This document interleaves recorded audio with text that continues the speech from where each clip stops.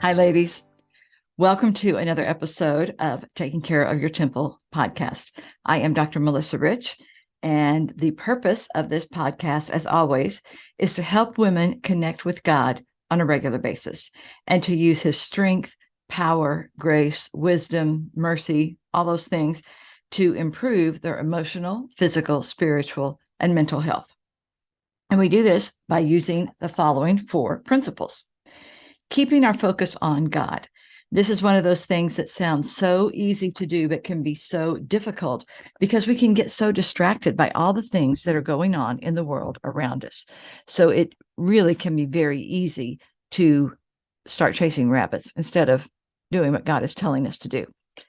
Next is acknowledging that we are not enough by ourselves.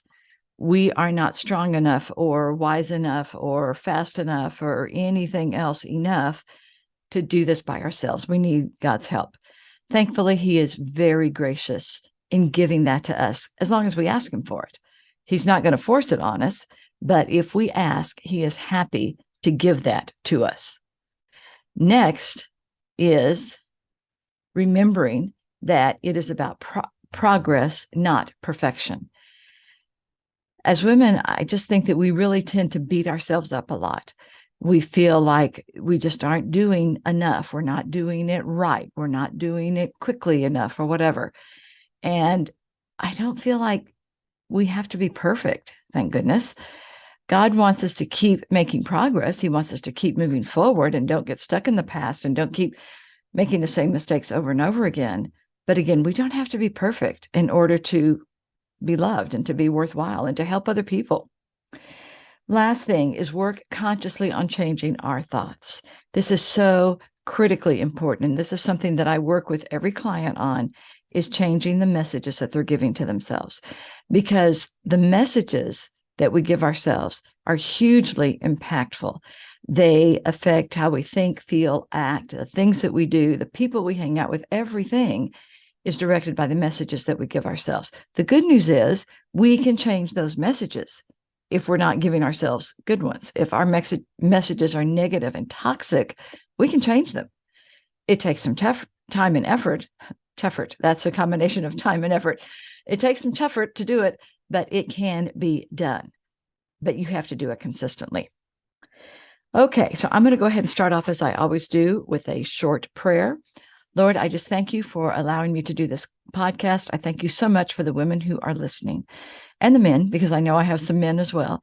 And I just ask that you will use the words that I say, you will direct me on the right path, and that the things that I say here will be helpful to the people listening and really enable them to make some very strong, powerful, positive changes in their life. Thank you for your love. Amen. Okay. So my goal, as always, is to do this podcast on a weekly basis. So far, doing that pretty well. And this is episode 15. So, hey, we're moving along. And to give you guys some good tools and tips and techniques that will help you feel and function better. Sometimes on the podcast, we have some guests. Other times it is just me. Today, it is just me, you lucky people. And the topic today, this is the second of a 2-part series that I'm doing on weight loss. And it's so funny that I was going over this morning, rehearsing it. And right in the middle of it, I got a call from someone who actually did book a package with me at Waco Hypnosis Center. And on guess what? Weight loss. It is such a timely topic. And I'm going to give you, again, some of these stats, a few of them that I gave in the last one in episode 14. And then I'm going to give you some new information, because I think this is so important to be aware of. 2.5 billion adults in the world are overweight or obese, which means they have a BMI of 25 to 30. In the US, 1 in 3 adults are overweight, 1 in 3 men, and 1 in 4 women. So 11.5% of US women have severe obesity, really, really overweight. An estimated 31 million adults age 50 plus get absolutely no physical activity beyond just what is normally needed for daily living, walking to their car, walking from their car to the office, carrying groceries in. I mean, that's it. They just do those normal things. They don't do any extra exercise at all. And that sounds absolutely appalling to me, even more so because I was in that category for several years, longer than I wish I had been. But those are kind of the statistics. If you have a BMI of, I don't even remember what BMI stands for, body metric inventory. I don't remember. Anyway, you can look it up online. If you have a BMI of 25 or higher, you are overweight. And if you have one of 30 or higher, you are obese. That's what you're considered, which is just extremely overweight. And you can look up, if you want to know, just do an online search for BMI calculator. They're all over the place. Okay. So I gave some other statistics on the last one that I'm not going to go over here, but I do want to talk again about my own weight loss journey because it has definitely been a journey. It has been going on for years. And even though I have struggled with weight, and I probably struggled with my weight for about 20 plus years. I mean, again, it was a long time. Somehow I managed to escape a lot of the negative emotional aspects that come with it. I didn't have the hating myself, the beating myself up all the time, thinking I was a terrible person, giving myself all these negative messages. I was able to escape that. I always liked myself. I always believed that I was a great person. I was just an overweight, great person. And I look back now and I'm not sure how I did this. I just always believed that I would eventually lose the weight and get healthier. The problem was for years, I had no plan to do that. I just knew that someday I was going to be able to do that. And I did. But it took some time and it took some effort. So my weight loss story, briefly, I go into this more on the last episode.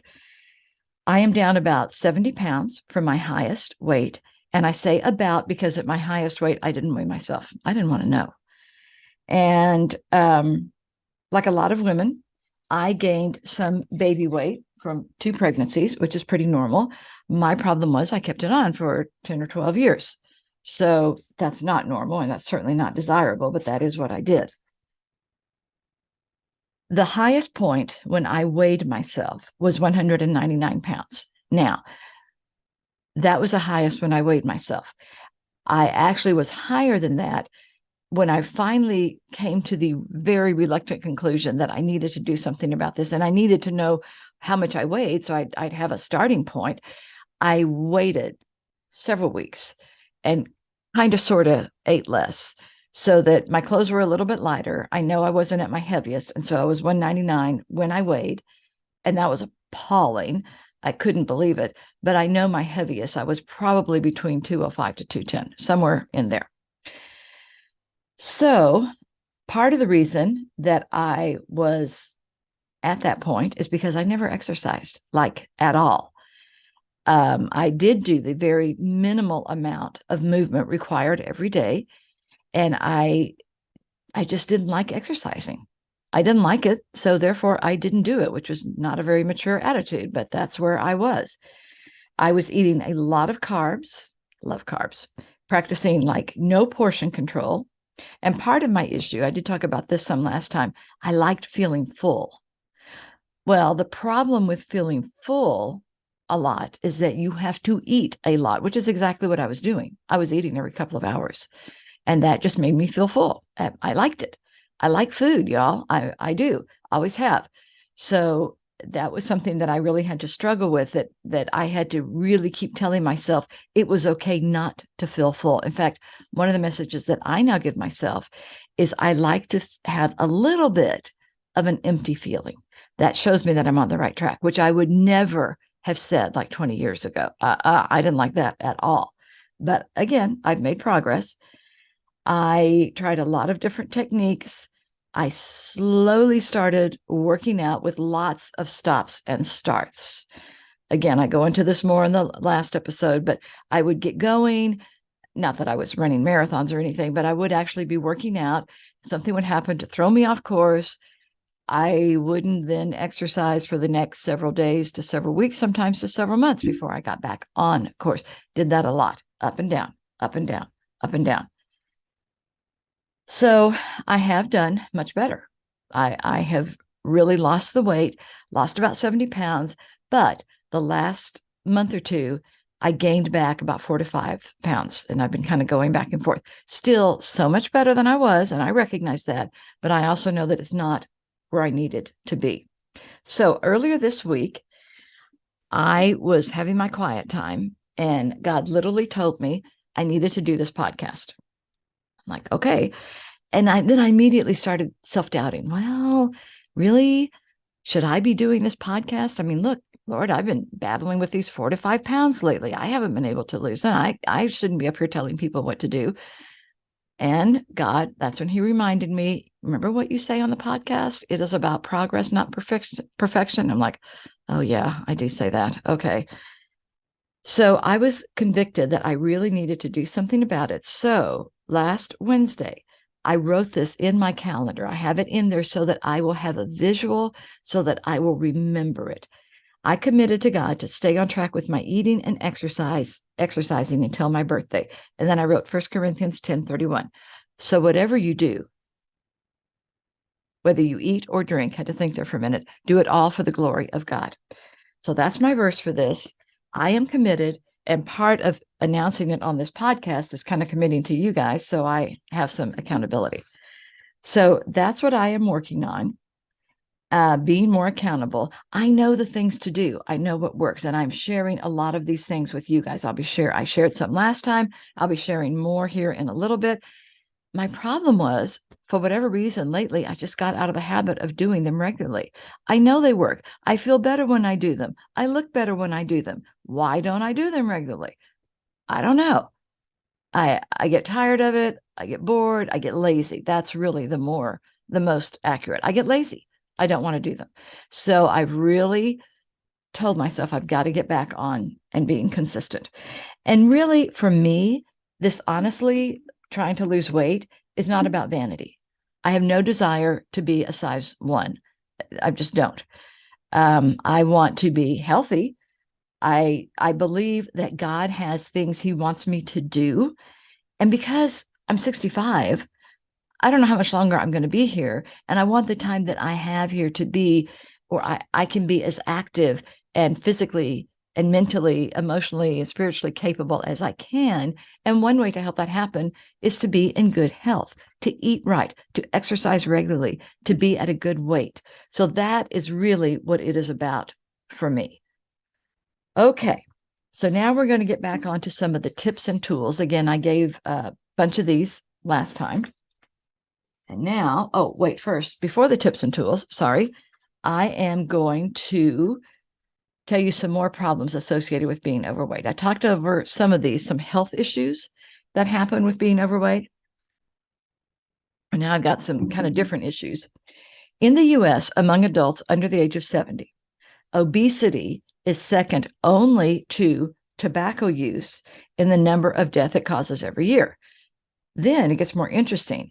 In the US, tobacco use is declining, which is great. However, obesity rates are rising. So what these studies are speculating is that in the next few years, obesity is going to become the number 1 cause of death. It's going to surpass tobacco use. And obesity, along with tobacco use, is very easily preventable. Healthcare costs of obesity in the US estimated at $173 billion in 2022. It's amazing. That also is expected to continue to rise over the coming decades. Ladies, $173 billion. Our country could do a lot better things with that money than treating people who are overweight. Here's one that I think is so sad. I mentioned that in my last podcast, 1 in 3 adults are overweight. 1 in 5 children struggle with obesity, and children who grow up overweight are more likely to become overweight as adults. So it really is important that we model this well for our kids, because the way our kids see us eat and work out, that's going to reflect on what they do. So if we sit on the couch every night after work and don't do anything and just stuff our faces, guess what? They're going to think that's normal. So if for no other reason than to set a good, healthy example for our kids, we need to get this under control. People with obesity are more likely to feel socially excluded, discriminated against, and humiliated. And really, it's not even that they just feel that way, it is that way. People tend to have prejudices against overweight people. That is a fact. I thought this was really interesting. And when I was doing research for this podcast, this was the first I had come across this. 1 in 3 young adults aged 17 to 24 are too heavy to serve in the U.S. military. 1 in 3. And these are young people, 17 to 24. I mean, that's a lot. That is really a lot. So for people who are overweight, being physically unable to do the things that they enjoy, such as go to fun events, travel, visit with family and friends. I've known people who don't fly because they don't fit into the seats, or they don't go to amusement parks because they can't, they're afraid to go up on the Ferris wheel or whatever. The seats are too little. This can lead to social isolation, loneliness, and just difficulty coping with all the stressors of life.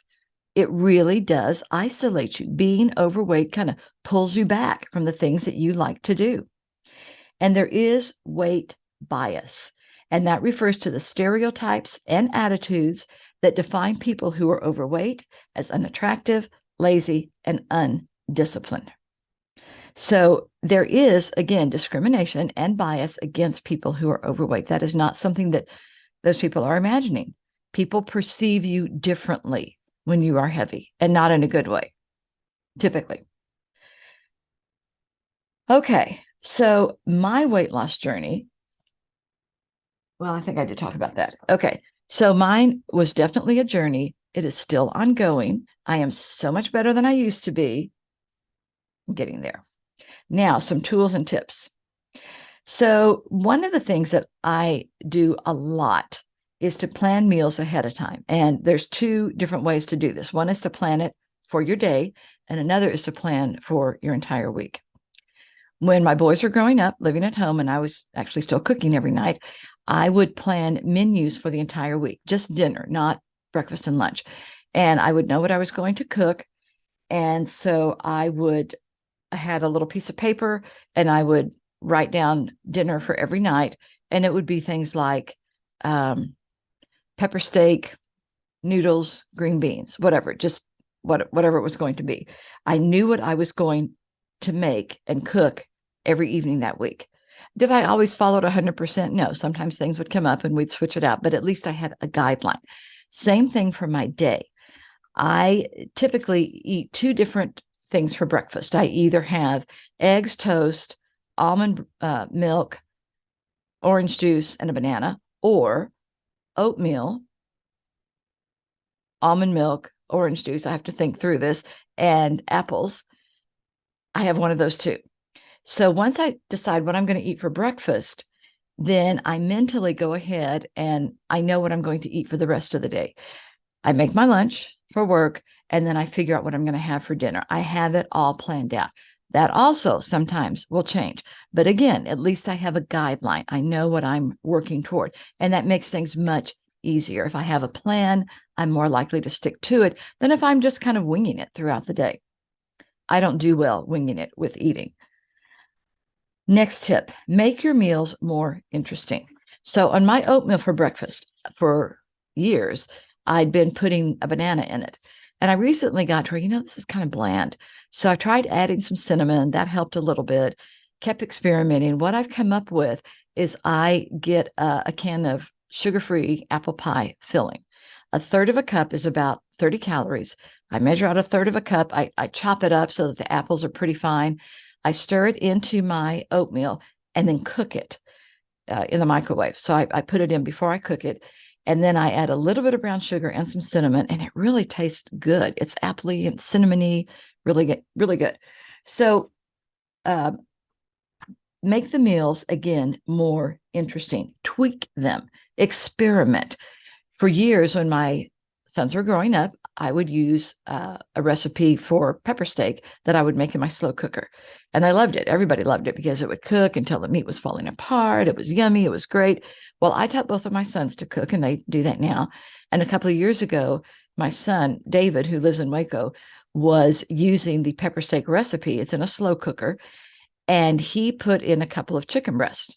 Oh my gosh, so good. The meat, like I said, is just falling apart, and you just kind of pick it apart and stir it all up. It is delicious. So that was better than the pepper steak recipe I ever used. And then another one that I had, I like banana nut bread.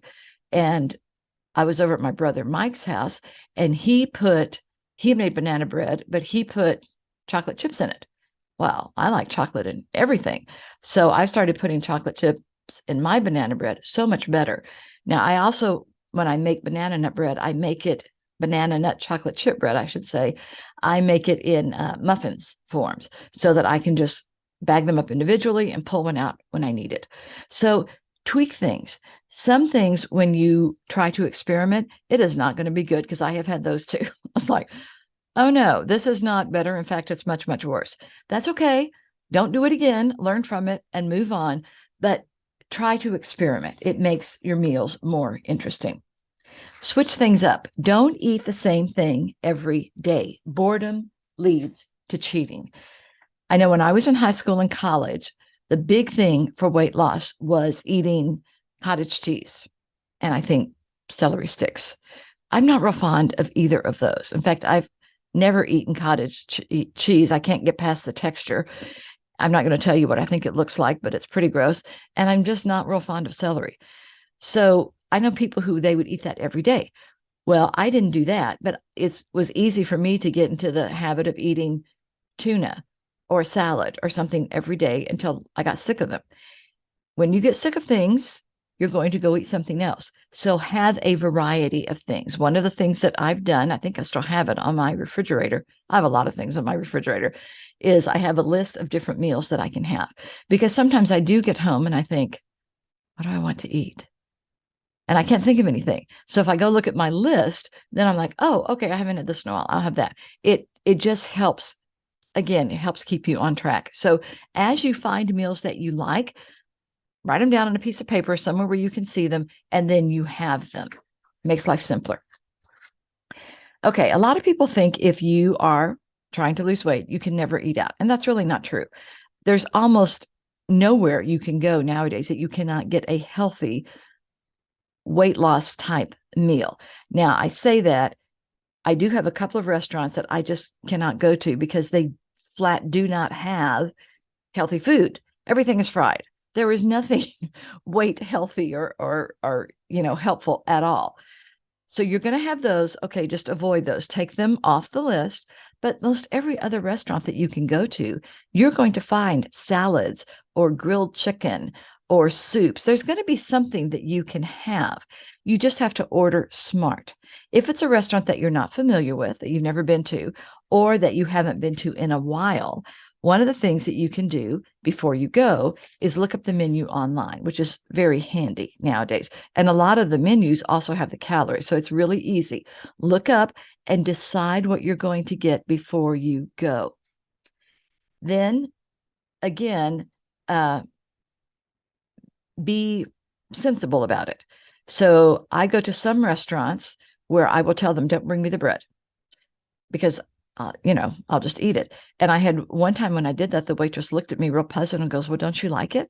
And I said, no, I like it too much. And she just laughed. So it's okay to say that. The other thing is, when you eat out, it's okay to have them modify the dish for you. There's one place that I go to where they make a great chicken salad. However, it is fried chicken strips salad. So I just asked them to substitute that for blackened chicken strips, which really reduces the calorie count. And I think it tastes just as good. And it's okay to do that. And then things like, always get your salad dressing on the side. Don't do a lot of salad dressing, because that really amps up the calorie count. Just be careful with things like that. Again, use common sense. Okay, next tip, don't sit all day. In my profession, and a lot of you who work in an office, we do tend to sit all day. I see clients for hypnosis, or I'm writing, recording, or researching a podcast, and that's on my computer. So I could sit all day if I'm not careful. I have a couple of safeguards in place that work out well for me. One of them, and I didn't do this, it just kind of happened. The bathroom is down the hall from my office, and I drink water all day. Now that I said that, I'm thirsty, so I'm going to get a drink. So I have to end up going to the bathroom about once an hour. So I have to get up, walk down the hallway, use the bathroom, come back, and that's good. It gets me out of sitting down all the time. The other thing that I did recently, partly to make more room on my desk and partly to make myself get up more, is I moved my printer from my desk to another room in my office suite, to my kind of my work room. And so now when I print something, I have to get up and go walk and get it. So that works out well. And one of the things that I really do try to do, I try to be inefficient with my steps. I'm really big on, I normally hate making more than one trip, but when I'm trying to burn calories and get steps in, I'm inefficient. I will make 2 or 3 trips for the same thing just to get more steps in. And that really does tend to help. Next, get outside regularly. There is something about being outside that is good for you. It makes you feel better. It makes you healthier. And when you feel better, you're going to do better with your weight loss things. You're going to eat better. You're going to work out better. In Texas, because it is hot in the summer, I just have to, when I go outside, I have to do it in the morning. I'm usually walking or running. I alternate those about a little before 6 o'clock. I still, when I come back in, I am gross and sweaty, but I haven't had my shower yet, so it's okay. But you're going to have to work it around so that it works for you. But going outside is worth it. The other time that even when it's really hot outside or really cold, that I end up going outside is to walk my dogs. I have 2 little dogs now, and one of them, Chewy, walking is his favorite thing. It is the best time of the day for him. So when I get home from work, he is just jumping all over the place. Can we go? Is it time? I'm ready, Mom. Let's go walk. So even with times that I don't feel like it, it's really hard for me to get out of walking him, because if I don't walk him, and my other dog too, they're just hyper all day. So I get outside then. And in the summer, when it's really, really hot and I don't feel like walking, there's a park that we go to that has a fair amount of shade, big trees. So we kind of walk really quickly from one shade spot to the next, and we rest and let them sniff the tree, and then we go to the next shade spot. But get outside. It really will help you. Next, do different types of exercise. I talked about eating a variety of foods.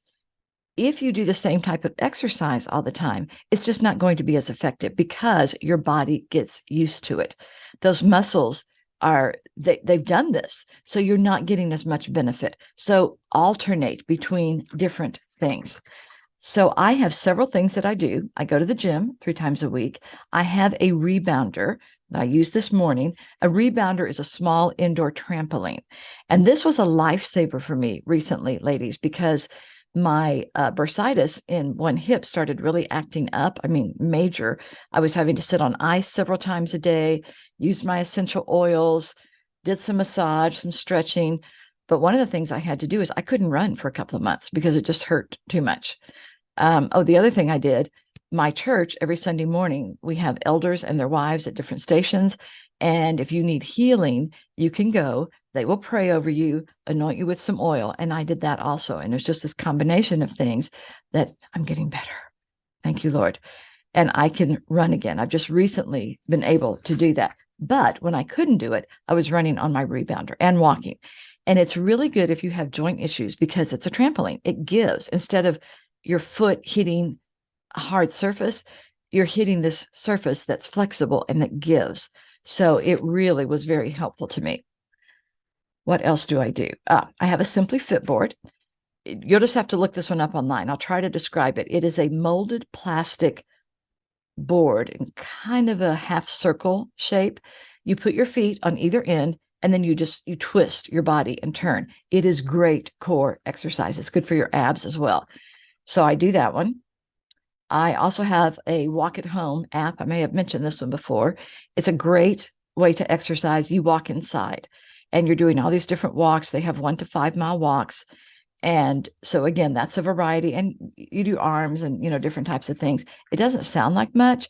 I have had people do 1 mile on that and they are sweating and tired. It's good exercise. Then running and walking outside. So I mix it up. I just do a variety of those things. Next, don't expect to do the eating and the exercising perfectly. You're just not.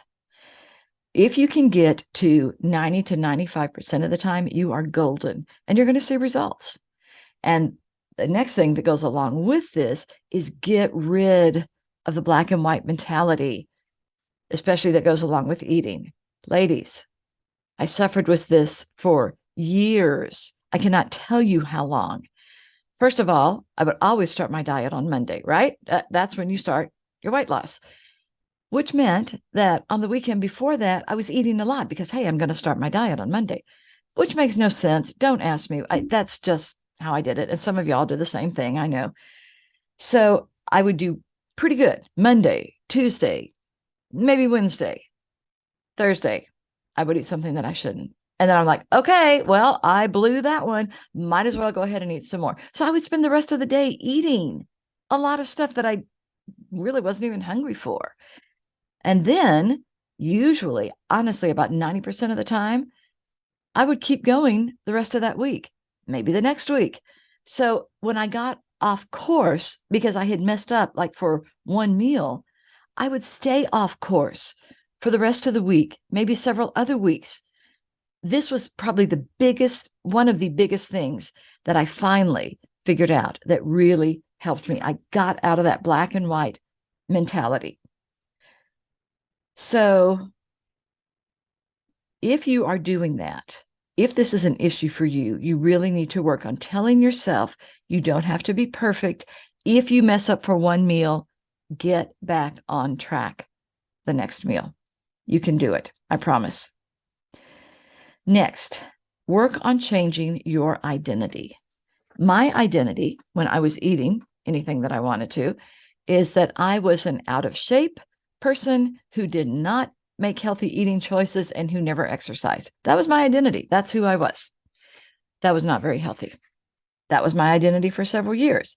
I have worked hard on changing that identity. Now I am a healthy, fit, normal weight person who works out on a regular basis. I work out several times a day. And just going to look and see. Right now, I'm looking at my Fitbit. I have taken 10,003 steps today. And my goal is 16,000. I usually get between 17 or 18,000. I was at 17,000 for my goal. And then the hip bursitis kicked in. So I lowered it a little bit because I didn't want to be stressing myself out. But you can always change it. You can go up or down. So change your identity. Make sure you tell yourself, even if it's not true yet, you tell yourself, I am a healthy, fit person who makes good eating choices and who exercises regularly. That's your identity. Work on changing that. Next, I've talked about this, I think, on other podcasts. We eat backwards in this country. We tend to eat, most people, no breakfast or a very small breakfast, medium-sized lunch, huge dinner. And that is exactly the wrong order to do it in, because you eat this big meal at night and you're not working out and it just sits there and you don't sleep well and it doesn't digest well and it adds weight. The other thing that happens along with eating late, I'll get to that. Don't eat late at night. Never mind. That one's coming up. So work on reversing that. Breakfast should be your biggest meal of the day, really. Medium-sized lunch, small dinner. That is how it should be. For dinner, I usually have a salad or some soup, some fruit. That's pretty much it. Sometimes I just have a complete Juice Plus complete protein shake with some almond milk. And I love that because both of those have a lot of calcium in them. And I am pre-osteoporosis. There's a term for it. I can't remember what it is, but I'm changing that. I am getting to where I'm getting back into the normal range. And it's because I've consciously been adding a lot of plant calcium into my diet. Okay. look into, if you haven't already, IF, or intermittent fasting. They have several different schedules. And the idea behind this is that there are parts of your day when you don't eat because you're letting your food digest and you do better. And it really helps with weight loss. They have 7 different types of schedules that you can do. The most popular one is the 16-8. You eat for an 8-hour chunk during the day, 8 consecutive hours. That's your eating time. And then for 16 hours, you don't eat.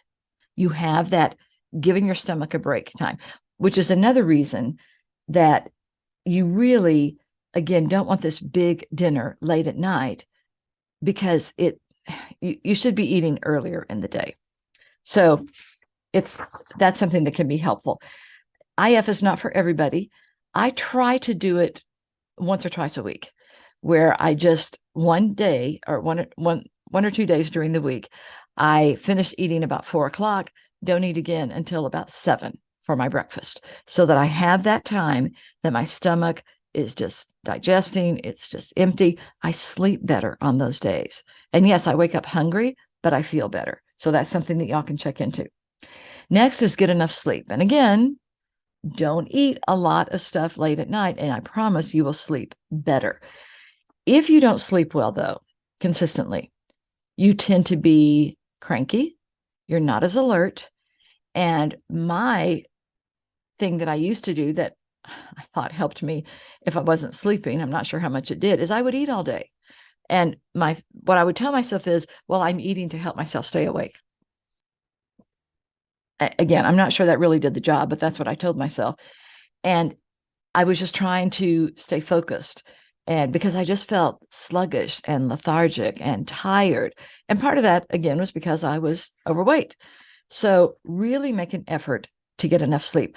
I'm pretty sure that I'm going to be doing here pretty soon a podcast on insomnia, because a podcast episode, not a new podcast, because it is such a huge problem in this country. Next, you may need to stay away from certain people who try to sabotage you. There are food pushers out there, y'all. They just are the ones who they want you to eat. And sometimes they're doing it to deliberately sabotage you because they don't want to be the only ones eating, or they don't want to be the only ones overweight. So they want you to join them. Sometimes they're not doing it deliberately. They just say love with food. And that's great, but it's not helpful. So you may need to either stay away from them, or my next point is learn to plan ahead. If you know that you're going to be around this person who's a food pusher and who's probably going to be handing you stuff that you shouldn't have, or it's Friday and someone always brings donuts to work on Friday, or you're going to a family reunion that's full of food pushers, or a party or whatever, you need to come up with a plan. And then here's the big one: follow the plan. So if you are going to a party, you may need to get water or a diet soda and circulate. Spend your time talking to people. Don't station yourself near the food table so that you can keep eating. That's what I used to do. That was my favorite spot. Don't do that. Move around. Talk to people. Maybe eat something before you get there so that you're not starving. Okay. So follow the plan, plan ahead and follow the plan. Next, take a lunch to work most days. It is cheaper, it is healthier, it's usually faster. Now, you don't need to do this every day. I eat out once or twice a week for lunch. Sometimes once a week, sometimes it's twice if I have like a professional organization that I'm part of several of that meet for lunch, then I do that. But most of the time I do bring my lunch. I make it the night before or that morning. And let me just tell you, it is much healthier and it tastes better, honestly. Obviously, it's cheaper and it's a lot more weight loss conducive. So look into that. Next, weigh yourself once a week, not once a day. And in order to get a very consistent picture, do it on the same day at the same time. If you weigh yourself every day, your weight is going to fluctuate up and down. You're not going to get a true picture. I weigh myself every Monday morning in my bathroom, I don't know what time. It's before I start to work out. I get up and have my quiet time. And then when I'm done with that, I go back into my bathroom, change clothes to work out, and then go work out. So before I work out, when I have nothing on, that's when I weigh, because then it's going to be consistent. So do something like that, and you're going to get a truer picture of what's going on. Along with that, take your measurements and maybe a picture once a month or once a quarter. You're not going to see a whole lot of change in your measurements on a weekly basis. So I don't recommend doing that. You're not going to see, honestly, that much on a monthly. You'll see more, but really once a month to once a quarter, you need to do that and write them down so that you know where you are. It kind of gives you a baseline to operate off of. Next tip, cook at home more.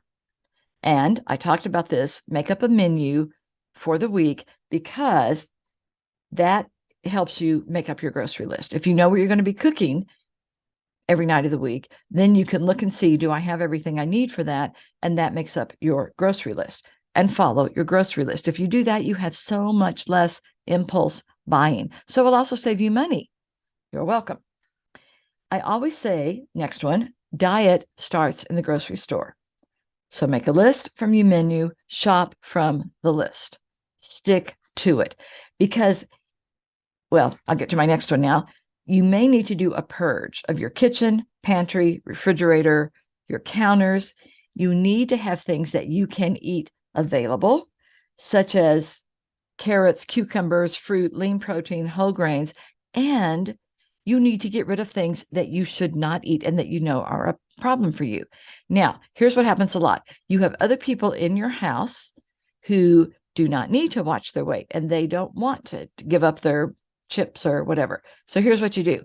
You get some containers with lids, and you tell them, okay, if you have to have these chips, you keep them in the container, cover them, because you don't want, bugs. And then you keep those in your room, somewhere where I can't see them, and you eat them in your room or outside. Just let them know, I can't have these things. And if I see them, I'm going to eat them. There are some foods that are definitely red light foods for me, and I just don't have them, because if I did, I would eat them all. And you are going to have some of the same thing. So make sure that you do have things available that you can eat and that you like. And I've talked about this before. In my refrigerator, I always have hard-boiled eggs, baby carrots. I have almonds, whole almonds, not salted or honey glazed or anything. What's the other one that I have? Oh, cuties, the little oranges that peel real easily. And there are other things that you all may have as well, that keep some things on hand that if you really are genuinely hungry, you can eat, and it's still good. Okay, something that can be very helpful that honestly I was never able to do, although I tried, find a support or an accountability partner or group. I never could find a partner. I looked several times. It just never did work out. But there are also online groups as well. I know that they're out there. I don't know what they are, and I didn't even do the research for it because they change so quickly. But if that's something you're interested in, just do a search for online weight loss support group, and I promise you they are there. Something else that can be helpful that goes along with that is to join a weight loss or an exercise challenge. A lot of these groups have those going on all the time. A step challenge for the week, I don't know, eating less sugar for the week, whatever it is. So you can do this. And I know there's one that they put money in it. Everybody has to put in so much money, and the person who wins gets it. I never did those, but I know people who love that. And that seems to be more men who like that. And I think because men are more competitive that way. But I was always like, I don't know if I'm going to win, and I don't want to support somebody else doing it. So I never did. But find something, some type of a challenge that will stretch you and get you out there. And then my next one is stretch yourself a little bit. You don't have to do it a huge amount. But what I mean by that, yes, you can stretch. Stretching is good for you. What I'm talking about is try a new sport or an exercise. There's all kinds out there. It doesn't have to be just walking. Kickboxing, join a running or a walking group or a bicycling group, sign up for a 5K run. Take a yoga class or a spin class. I mean, y'all, there are buku out there that you can find that will be helpful for you. And the nice thing about trying something new is, again, it makes it more interesting for you. Get out there and play disc golf. I mean, I see people doing that. I've talked about this. Waco has a lot of disc golf courses. And some of those people are so bad. Let me just say, the disc is going everywhere. Of course, it would be doing that for me too. I'm not making fun of people everywhere except where it's supposed to go. But you know what? They're out there. They're outside. They are walking, getting those steps in, and they're having fun. It's good exercise. Try something new. What's the newest one? Pickleball. That's a new one that a lot of people are liking. I've never tried that one, but try something different. Enjoy yourself. And then my last one is don't eat late at night. And by that, I mean, don't have dinner like at 9 o'clock. But what I also mean, now this is one bad weight loss habit that I never got, one of the few that I didn't do. But I know people who will wake up at 1 o'clock in the morning and go down to the kitchen and eat a lot. That's horrible for weight loss. Don't do that. Do not do that. Get yourself out of the habit of doing that because it's bad for everything. Don't do that. Okay, those are my weight loss tips and techniques. So now I'm going to talk to you a little bit about some fun facts about Waco. That kind of goes with it, what I'm talking about. And these are places to swim in and near Waco because summer's coming up. And swimming is great exercise. I grew up on swim teams. Ladies, love it. It's such great exercise. It's not hard on your joints. You have the water resistance going with you. And especially in the summer, it feels so good to get in the water. So some places to swim in and near Waco. And these are just a few. There are bunches. Hawaiian Falls Water Park. This is a good one for families. Slides, rides, wave pool, free fall body slide from 6 stories up. I think I will pass on that one. And a lazy river. Another one, Camp Fimfo. I'm actually going to be going there. They have a restaurant there in a week or so to meet a friend for lunch.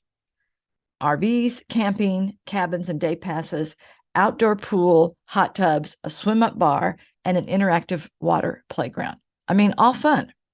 Next, BSR Cable Park. This is somewhere I want to go. I haven't been yet. Longest lazy river in the world, 1 mile. I love a good lazy river. One of my favorite things. They have a surf lagoon, a beach, water slides, and a cable circuit. Does that not sound like fun? Yeah, I need to go. Kendrick Park is one of the oldest parks in Waco. It has a splash pad, which looks like a lot of fun, a playground and a paved walking area. And last is Lakeside Park, 18-hole disc golf course, a lake, hiking and biking trails. So fun. So, get out there and do some fun things. All right. So along with this podcast and Waco Hypnosis Center, I am available for public speaking.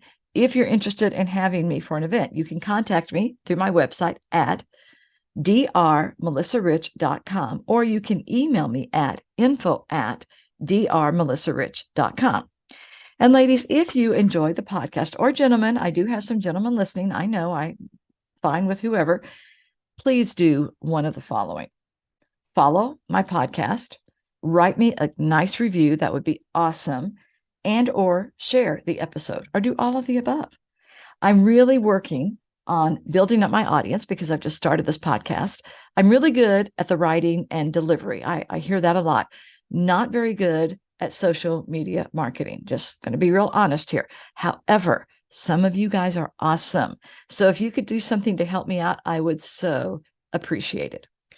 That is it for this episode. I hope that these tips, techniques, and tools will be helpful to you with your weight loss journey. They really did work really well for mine. Hopefully, I will see you guys next week. Bye.